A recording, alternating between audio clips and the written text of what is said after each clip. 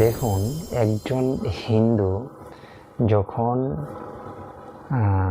মুসলিম ধর্মাবলম্বীর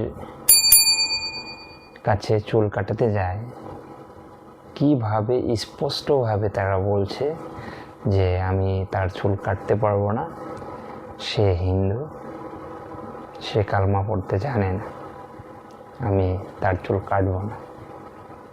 ভিডিওটা না দেখলে বিশ্বাস করবেন না, তো ভিডিওটা দেখুন। तनवीर भाई बाल कटवाने हैं भाई के। कौन होते हैं? ये हिंदू है। हिंदू का बाल नहीं काटते। ये हिंदू के बाल नहीं काटते हैं। उसकी वजह बस वैसे नहीं काटते। वजह है हमारा मुसलमान कोई भी आदमी आता है, कोई नमाज के लिए जाता है, कोई जनाजे पे जाता है, ऐसे आदमी अच्छा नहीं लगता। मुझे भी अच्छा नहीं लगता है ऐसे।